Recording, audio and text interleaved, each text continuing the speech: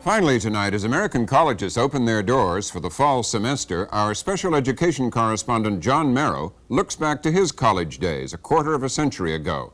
This summer, Merrow took the bittersweet path back to his alma mater for the class of 1963 reunion.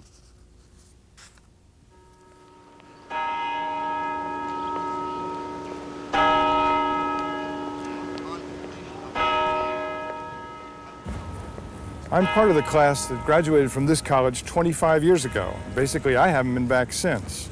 About 2 years ago, I started getting invitations and reminders, 25th reunion ahead. After a while, I became curious. What's going on behind the scenes? Who's organizing this, and why? Actually, the why is pretty straightforward: money. The college raises between $5 and $6 million at reunion time. That's 40% of the annual giving in just a couple of weeks. If you look at this one sheet, you'll see that they raised $950,000 of their $1.6 million with 18 people.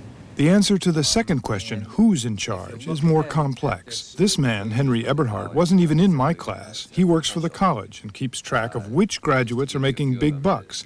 He knows that 21% of my classmates, not me, are worth over $1 million each. His job is to teach the finance committee how to get some. Is that unsolicited, Dave?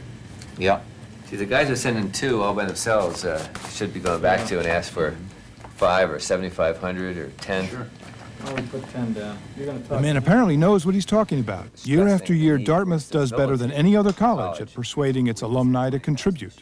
Nobody gives you what you ask for, so if I want 20, I better start with 30.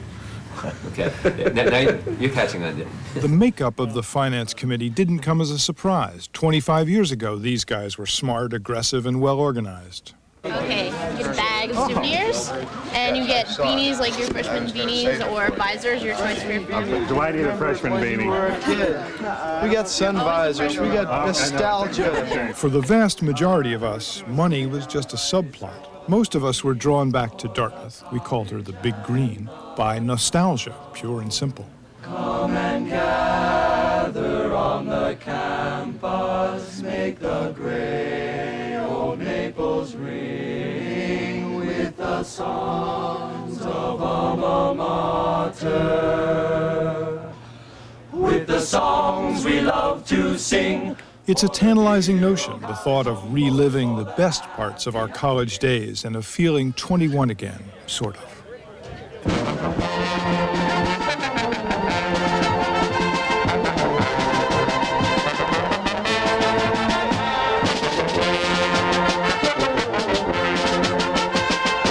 Reunion meant a lot of organized informality. We may have marched to the picnic, but once there we mingled and gabbed, saw familiar faces, and made new friends. I really didn't remember that many of my classmates, but somehow the reunion atmosphere, really it's the myth we've all agreed to believe in, that we shared a common experience 25 years ago, made it easy to connect. To be truthful, the beer helped, as did the harmless lies we told each other. So he doesn't look any older. No, you don't either. No, really, when we were sitting over there looking at this group is a very well-maintained group of people. That's why we bring our wives, so they can lie for us. They've all been hermetically sealed. Funny, though, how easily we seem to slip back into our old roles. I was a reporter type back then, on the sidelines, watching. He was our head cheerleader 25 years ago, and still is. Thank you, Bruce. Good afternoon, everybody. Many of my classmates may recognize me in this position, standing here before you, because I was head cheerleader for our class. But you don't have to worry. For every graduating class, there's a larger figure by which we define ourselves. For us, it was John F. Kennedy. He spoke to us when we were freshmen, and he was running for president. And he was still president when we graduated in June of 1963, and the world seemed full of infinite possibilities.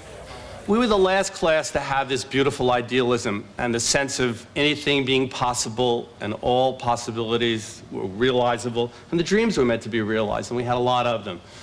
In spite of whatever's happened in America since, I believe that's the strongest single bond in our class.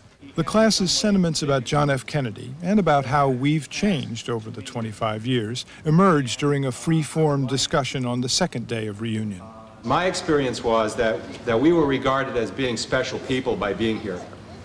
And it was in many ways also a safe place to be. Even some of the things that I didn't like, the restrictions, for example, the social and sexual conduct, created safety for me as when I got here, a 17-year-old Jewish virgin from Manchester, New Hampshire.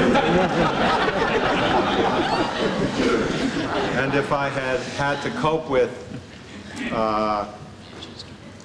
girls, as we would have said then, or drugs,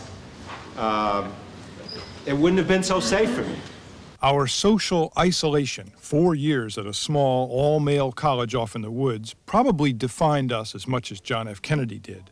At the reunion, we wallowed in memories of what now would be called male chauvinist pig behavior. But in fact, 86% of us say we're glad the college now accepts women. Only 22% oppose the Equal Rights Amendment. 2/3 of us are married to our first wives. 2/3 of our wives are out working, and we approve. This afternoon, and still counting, your new record stands at 298. In the end, my class won the trophy for having the biggest 25th reunion ever. About 40% of my classmates made it back to Hanover. Nostalgia did help with the fundraising. Over the weekend, many of us wrote a second check to Dartmouth. Even so, we fell short, just barely, of our goal of $1.2 million. And at this time, the class of 1963 would like to present a check for $950,000 plus, and I want to make sure we understand and counting. No doubt the college will achieve its financial goals, but what about us? Many of us came here after 25 years believing that Dartmouth represented the best 4 years of our lives. It was our home, but nostalgia only goes so far. After 2 or 3 days of living in a tiny room, even tinier beds with showers way down the hall, the idea of being 20 again pretty quickly loses its appeal.